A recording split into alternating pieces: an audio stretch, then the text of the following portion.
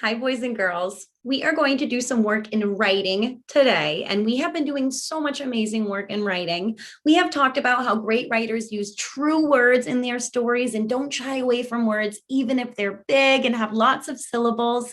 We have talked about adding great beginnings onto our stories by really catching the reader's attention and using transition words like a long time ago, then, next, and in the beginning of your story, maybe starting it off like one day or one sunny day.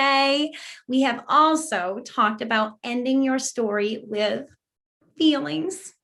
All right, guys. So today, I want to talk to you about something very important.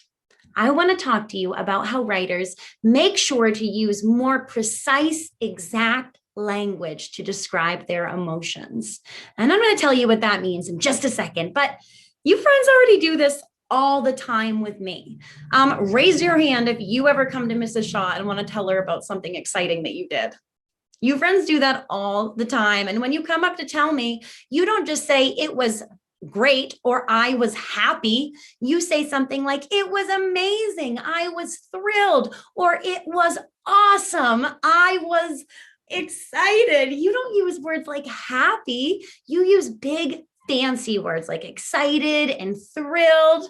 So friends, really great writers use those fancy words in their writing. They use precise, exact language to describe emotions, like how somebody's feeling and the emotions of the characters in their stories. All right, so friends, it's so easy to say, I was happy, or I was sad in your stories, or even I was mad. And yes, those words do explain how you are feeling, but there are some better words that you could use, right? Like those fancier words, like when you're talking about happy, you could say excited. Did you know that happy has a lot of different shades to it? Like, you know how in a really amazing box of crayons, there's a bunch of different shades of one color? Like, you don't just have a red, right? You have a red and a fuchsia red and a red raspberry and a fire engine red and a red orange. When it comes to feelings like happy, there are lots of shades to them too.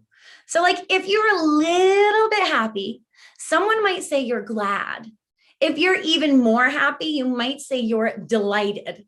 And if you're even happier than that, you might say that you're thrilled.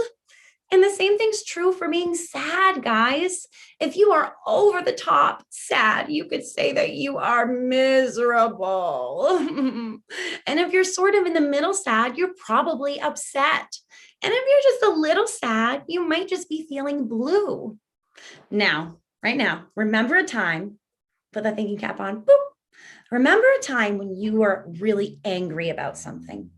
And now make that face, the face that matches how you felt. Well, I bet some of you friends look furious right now. And I bet some of you look a little bit less angry. So maybe you're just grumpy. So maybe you're furious and maybe somebody else is grumpy. All these different words describe how we feel, guys. And I actually have a poster I'm going to show you right now that has some different ways to describe our emotions. All right, and here it is. So right here, it says feeling words for kids. So this is happy, right? You can see the girl, she's smiling, but these are all other words you could use for happy: bubbly, cheerful, content, delighted, ecstatic, glad, joyful, pleased, terrific, wonderful. Those are all other fancy words that writers use in their writing. They use them to talk about how happy they are. Or if you're feeling sad, here's sad, and look, there's that girl looking sad. You could use words like blue, depressed, disappointed, down, gloomy, heartbroken, hopeless, miserable, unhappy, or upset.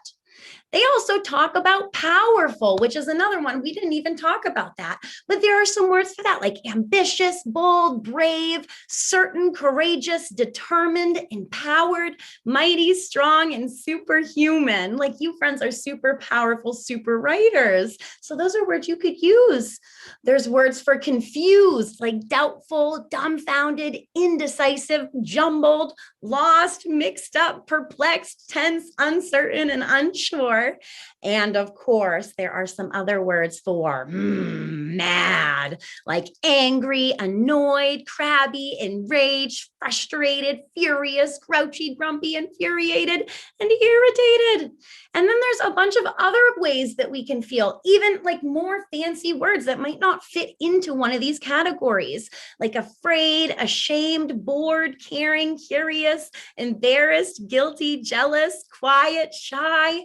Are you friends hearing? There are so many different words to describe how you feel besides happy, sad, powerful, confused, mad. There are so many words. Just think of all those words you could use in your writing to describe how you or your characters are feeling. And that is what you friends are going to do today. You are going to use some of those fancy words. You're going to help me finish a story I've been working on. Do you friends see how writers pay really close attention to and include feelings in their writing? They have like all these different shades. So now when you friends are writing feelings in your stories, try to put the exact shade of happy or sad or angry. And here's my story to show you friends. All right. I haven't finished the whole thing yet, but I've got the first 2 pages. It goes like this. One day, my mom said we could go to the beach. I was so happy. But guys, I want to use a word other than happy. I want you to help me think, what word would fit best in this story besides happy, a more precise, exact, fancy word that I could use. And then I want you to just take the pen and go, boop, cross it right out and try your best to write your word on top. I know that's tricky, but remember to try a tricky word. We're going to break it up into parts, robot style, and then you're going to solve it part by part. And I don't expect perfection. I just expect you to do your best. So that's one word. I want you to think of another word for happy. And then, I would like you friends to also think of another word for sad. Then I got my bathing suit, but I could not find my unicorn towel. I was sad. And look, my mom said, where could it be? And I had lots of labeling to show where I was. Here's my bed and my dresser and me. And I'm looking through my dresser and a box. And there's my mom. She's holding my bathing suit. So I added lots of details too. You friends can do this in your writing. You can add all of these details. You can add these fancy words. You know how to spell. You know your letter sounds. You know so many snap words. You friends rock. And I know that you have got this. So I want you to think, what is one other word that I could use that's more precise, more fancy, more exact than happy? And one other fancy, exact word that I could use besides sad. And I just gave you a ton of examples. Go back if you need to, a little bit in the video to when I talk about the words for happy and sad. See if that helps you. All right, you friends have got this. Ready to rock? Bye.